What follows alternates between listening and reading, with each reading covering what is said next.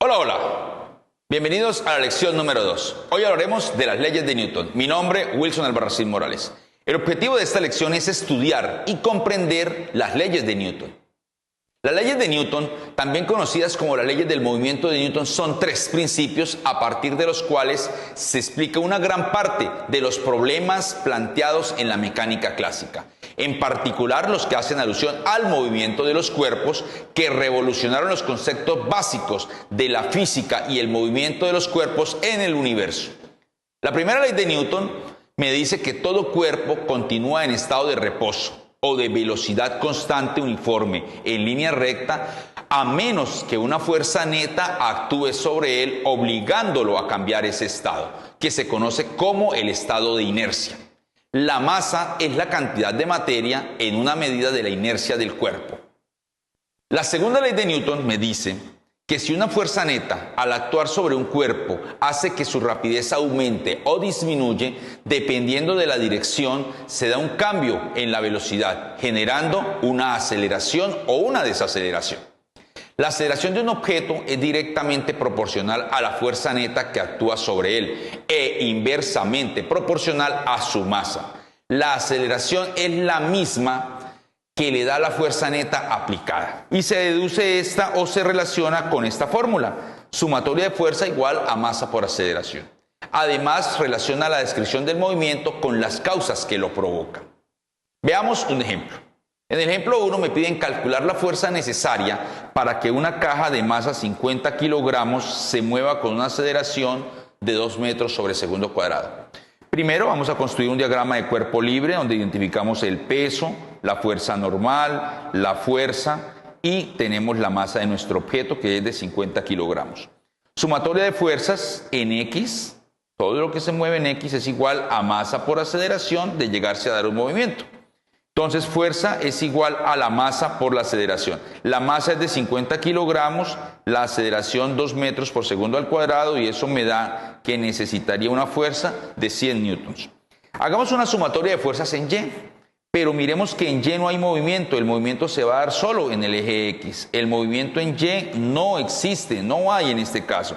Por lo tanto sería fuerza normal menos W igual a 0. Por lo tanto, si me piden hallar la fuerza normal, en este caso es igual al peso, que sabemos que es igual al producto de la masa por la gravedad.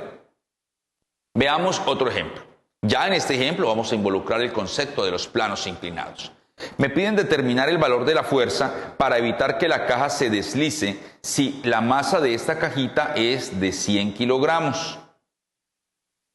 El ángulo del plano inclinado es de 30 grados. Entonces aquí tenemos la cajita.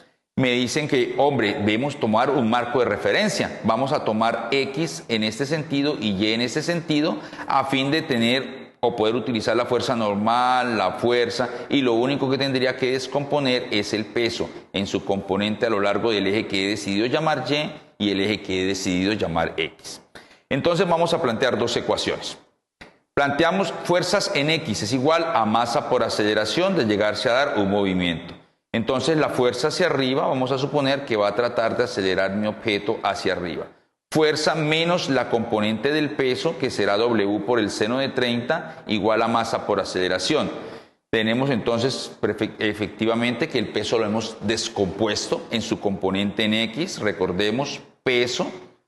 Tenemos aquí una componente en Y y una componente a lo largo del eje X, que los hemos decidido ubicar en este sentido.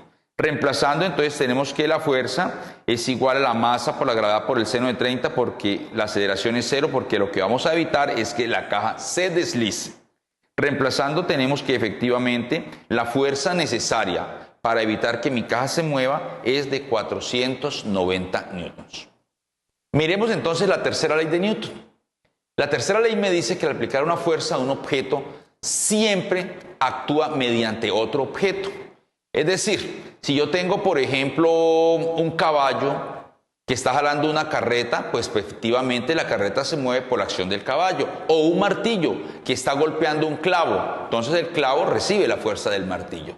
Siempre que un objeto ejerce una fuerza sobre otro objeto, el segundo ejerce una fuerza de igual magnitud, pero la clave de esto radica en la dirección, que es opuesta sobre el primero.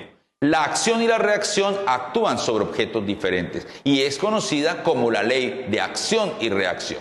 Ejemplo, si arrojamos un paquete a un bote, entonces el bote se va a mover en sentido contrario. Si empujo un carrito con una fuerza con la mano, entonces la mano va a sentir una pequeña deformación, porque el cuerpo de igual forma actúa sobre la mano. Veamos un ejemplo. Una caja de 10 kilogramos descansa sobre una mesa. A. Determine el peso de la caja y la fuerza normal. Entonces, sencillamente, sumatoria de fuerzas igual a 0. ¿Qué tenemos a lo largo del eje Y? Una fuerza normal hacia arriba, por eso positiva, y el peso, que es igual a la masa por la gravedad, hacia abajo, por eso negativo, igual a 0. Despejando, tenemos que la fuerza normal es igual a 98 newtons. Y efectivamente es igual a su peso, como lo podemos ver acá. Una fuerza normal hacia arriba y el peso hacia abajo. B. Si se aplica una fuerza externa hacia abajo, con un valor de 50 newtons, me piden determinar el peso y la fuerza normal. Entonces nos vamos a ver sumatoria de fuerzas, fuerza normal menos el peso, menos la fuerza externa, que es de 50. Despejamos la fuerza normal, masa por gravedad más 50, por lo tanto tenemos que el peso, masa por gravedad, es lo mismo en 98. Pero la fuerza normal será igual a 98 más 50 y esto es igual a 148 newtons. Señores, espero esta lección haya sido de mucha utilidad para ustedes. No olviden realizar las actividades al final. Nos vemos en una próxima oportunidad.